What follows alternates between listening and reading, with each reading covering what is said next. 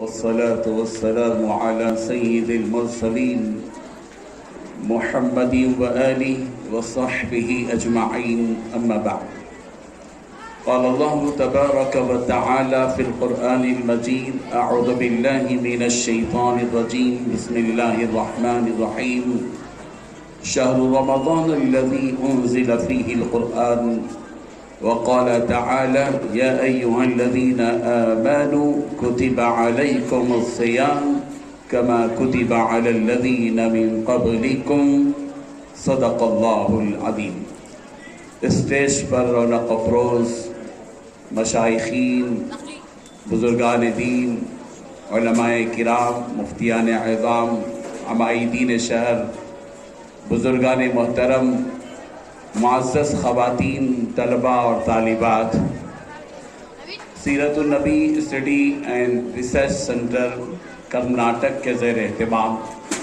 آل India ملی council اور مرکزی سیرت کمیٹی ضلع گلبرگہ کے زیر انتظام یہ جو اجلاس منعقد کیا گیا اور اس کے پس منظر میں جو مقابلے سیرت سے متعلق، قرآن مجید سے متعلق عظیم الشان مقابلے منعقد کیے گئے اور جس کے روح روان جناب محترم ڈاکٹر محمد اصغر چلبل صاحب ہیں اور جناب عزیز اللہ سرمد صاحب اس اجلاس کے کنوینر اور جناب انجینئر مشتاق احمد صاحب ناظم اجلاس ہیں. ان سب کی محنتوں، کوششوں اور کاوشوں کے نتیجے میں آج ہم یہ رونق منظر دیکھ رہے ہیں کہ پورے جذبے کے ساتھ دین اسلام کی محبت میں آفاقی کتاب قرآن مجید کی عظمت کو سامنے رکھتے ہوئے یہ زبردست مجمع ہمارے سامنے موجود ہے. چونکہ میرا عنوان آنے والے مہینے سے متعلق ہے، رب ذوالجلال نے قرآن مجید میں سال کے 12 مہینوں کا تذکرہ فرمایا ہے. ان عدۃ الشہور عند اللہ 12 شہرا فی کتاب اللہ. اللہ تعالیٰ کے نزدیک مہینوں کی جو گنتی ہے وہ 12 ہیں. یہ 12 مہینوں میں سب سے اہم ترین مہینہ، جس مہینے کو سید الشہور کہا گیا کہ مہینوں کا سردار ہے، یہ رمضان. اس ماہ رمضان کی آمد سے 1-2 دن قبل یہ جو اجلاس منعقد کیا گیا ہے اور اس میں خاص عنوان دیا گیا ہے وہ اس مقصد کے تحت ہے کہ ہم آنے والے اس مہینے کے سلسلے میں یہ بات اور یہ حقیقت سمجھیں کہ آخر یہ مہینہ کیوں لایا گیا ہے. یہ مہینہ دراصل ایمان والوں سے یہ اپیل کرتا ہے کہ اس پورے مہینے میں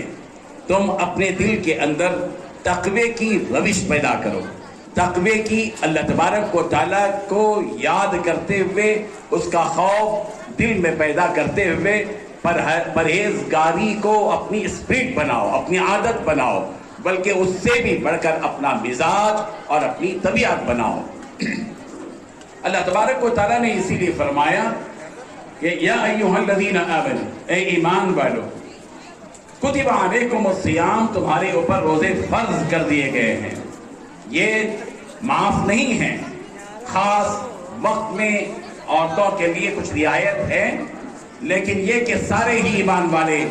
اس کے مخاطب ہیں کہ سب پر لازم ہے کہ ماہ رمضان کے روزے رکھیں. اور یہ روزے کا جو بوجھ ہے اللہ تبارک و تعالیٰ امت محمدیہ کو تسلی کے طور پر فرض کر رہے ہیں، تسلی دیتے ہوئے کہ یہ جو فرض اور اس فرض کا بوجھ تمہارے کاندھوں پر جو ڈالا جا رہا ہے کہ 1 مہینے تک مسلسل روزے رکھو، یہ صرف تمہارے لیے نہیں ہے. روزے کی فرضیت تم سے پہلے گزری ہوئی قوموں پر بھی کر دی گئی تھی، ان پر بھی روزہ فرض تھا اور تم پر بھی روزہ فرض ہے. اور روزے کی جو فرضیت ہے اس کی وجہ بتا دی گئی ہے، لعلکم تتقون. یہ روزہ کوئی ایک رواج نہیں ہے، ایک رسمی روایت نہیں ہے. روزہ صرف اس لیے نہیں کہ اللہ تبارک و تعالیٰ کے ہاں رزق میں اور اس کے پاس غذا کی کمی ہو گئی اس لیے اس نے بجائے 3 وقت کے 1-2 وقت کے کھانے کا حکم دیا. ایسا ہرگز نہیں ہے. اللہ تعالیٰ کے پاس تو زمین اور آسمان کے خزانے موجود ہیں. وَلِلَّهِ خَزَائِنُ السَّمَاوَاتِ وَالْأَرْضِ. اللہ کے لیے آسمانوں اور زمین کے خزانے موجود ہیں، اس کے پاس کسی قسم کی کمی نہیں ہے۔ تمہارے اندر جو تقوی کی کمی ہے اس کمی کو دور کرنے کے لیے، تمہارے دلوں کے اندر جو آزادی ہے اس آزادی کو دور کرنے کے لیے کہ کہیں تم حق سے نکل کر باطل کی طرف نہ چلے جاؤ، کہیں تم خیر سے نکل کر شر کی طرف نہ چلے جاؤ، کہیں تم حلال سے نکل کر حرام کی طرف چلے نہ جاؤ، اس لیے تمہاری زندگی میں تقوی کا ایک بریک لگایا جاتا ہے۔ تقوی کی اسپیڈ پیدا کرنے کے لیے ہم 1 مہینے تک مسلسل اللہ کے حکم سے جائز چیز کو بھی اور جس چیز کو انجام دینے میں کوئی قباحت نہیں ہے اس کو بھی تم پر روک لگا کر تمہارے اندر اسپرٹ پیدا کی جا رہی ہے کہ تم جب اللہ تبارک و تعالیٰ کے حکم سے کھانے سے اور پینے سے اور دیگر خواہشات سے رکنے والے بن جاؤ گے تو پھر آگے چل کر تم یقیناً اس حرام سے بچ جاؤ گے جو حرام اللہ تبارک و تعالیٰ کے نزدیک خبیث ہے اور گندی چیز ہے۔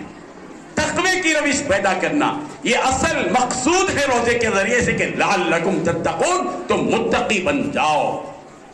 ماہ رمضان آ رہا ہے، مومنوں مسلمانوں کے لیے یقیناً یہ مہینہ روحانی مہینہ ہے، نورانی مہینہ ہے۔ یہ مہینہ ایک ایسا موسم اور سیزن ہے جس طرح دنیاوی معاملات میں مختلف قسم کے سیزن آتے ہیں اور اس سیزن کے وقت میں کاروباری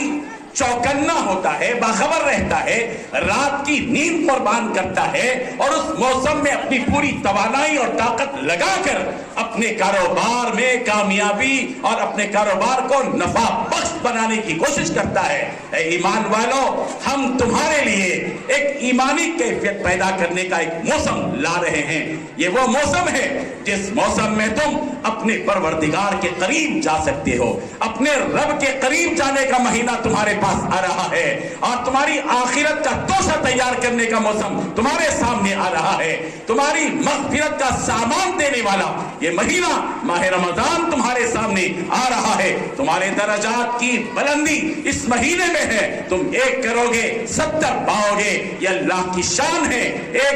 ایک عمل تمہارا اللہ کے نزدیک محبوب ترین عمل ہوگا۔ اللہ کی رضا کے لیے آؤ، اس مہینے کے آنے سے پہلے طے کرو، منصوبہ بناؤ، جیسے تم اپنی دیگر معاملات میں منصوبے تیار کرتے ہو، پلاننگ کرتے ہو کہ کس طرح پلاننگ کی جا سکتی ہے، بالکل اسی طرح ہر مسلمان مرد اور عورت کو چاہیے کہ ماہ رمضان میں پلاننگ کرے، ایسی پلاننگ کہ جس میں اس کے کاروبار بھی متاثر نہ ہو، اس کی ملازمت بھی متاثر نہ ہو، اس کے سارے کام جو اس کے پر عائد ہیں، نافذ ہیں، جس کے ذریعے سے وہ اپنی معیشت تلاش کرتا ہے، وہ سارے کام انجام دیے جائیں، لیکن ساتھ ہی ساتھ اس مہینے میں اپنے اللہ کو راضی کرنے کے لیے کچھ وقت متعین کرو جس میں تمہاری 5 وقتہ نمازیں بھی برابر ادا ہوں، نوافل بھی برابر ادا ہوں، اس لیے کہ اس مہینے کا نفل فرض کے برابر ہوتا ہے اور ایک فرض 70 فرض کے برابر ہوتا ہے۔ آئیے اس موسم میں ہم وہ منصوبے بنائیں جس میں ہم اللہ کی عبادت بھی کریں، مخلوق خدا کی خدمت بھی کریں۔ یہ مہینہ نبی رحمت حضرت محمد مصطفیٰ